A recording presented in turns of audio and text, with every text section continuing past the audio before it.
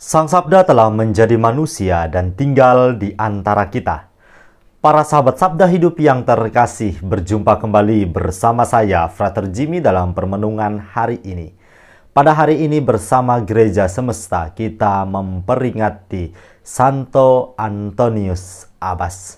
Permenungan kita akan diambil dari Injil Markus bab 2 ayat 18 sampai ayat yang ke-22.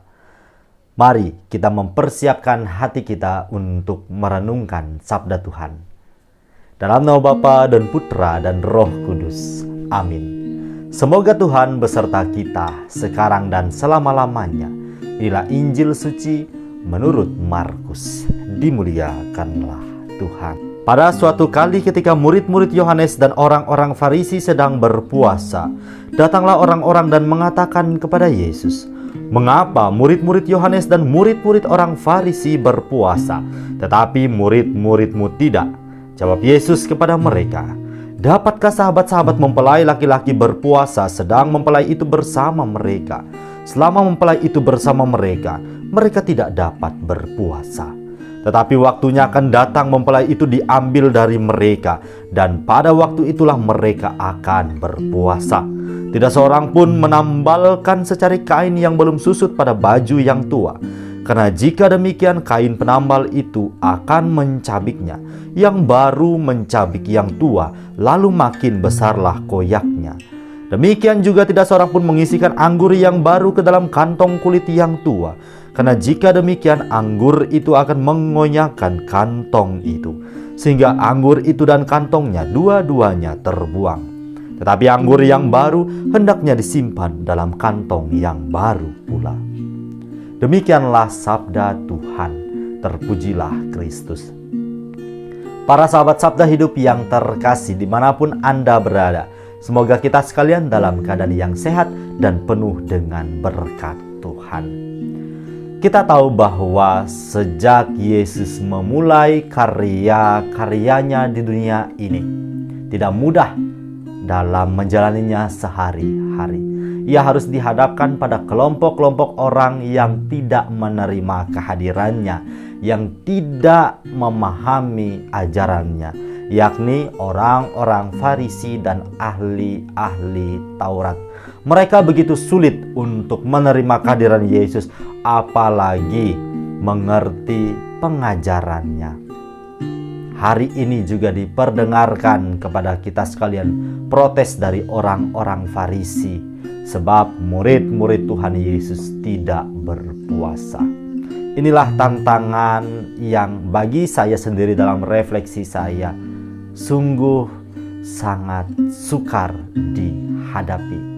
Bayangkan ketika kita memulai karya hidup kita, ada kelompok-kelompok orang yang tidak menerima kita dan setiap hari selalu mencari celah untuk menjatuhkan kita.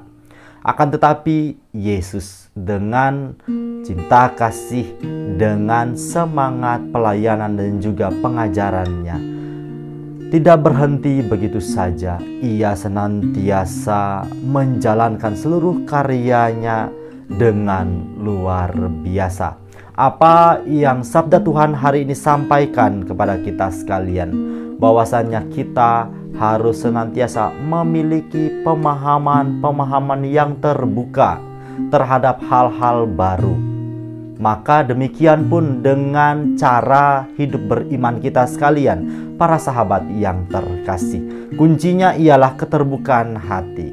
Apabila tadi kita melihat orang-orang Farisi tidak dapat memahami pengajaran Yesus, tidak dapat menerima pelayanan Tuhan Yesus, karena mereka menutup diri. Mereka bersekukuh dengan konsep-konsep pemahaman mereka, sehingga mereka tidak bisa memulai hal yang baru dalam hidup mereka. Akan tetapi kita sekalian umat beriman diajak untuk pertama-tama membuka diri, memiliki hati yang terbuka, memungkinkan kita sekalian dapat menerima hal-hal baru dalam hidup kita, lebih-lebih pengajaran Tuhan Yesus. Tidak cukup bagi kita menjadi orang Kristiani hanya dengan dibaptis saja, melainkan membutuhkan perjuangan setiap hari. Untuk apa? Untuk mendengarkan, merenungkan, dan melaksanakan setiap sabda Tuhan. Karena inilah yang menjadi penerang langkah kaki kita dalam menjalani pesiaran hidup ini. Semoga para sahabat yang terkasih, kita sekalian dimampukan untuk mewujudkannya dalam terang iman akan Kristus Tuhan. Selamat beraktivitas, salam sehat untuk kita semua. Semoga Allah yang Maha Kuasa memberkati kita, melindungi kita terhadap dosa, dan menghantar kita ke hidup yang kekal. Amin. Dalam nama Bapa dan Putra dan Roh Kudus. Amin.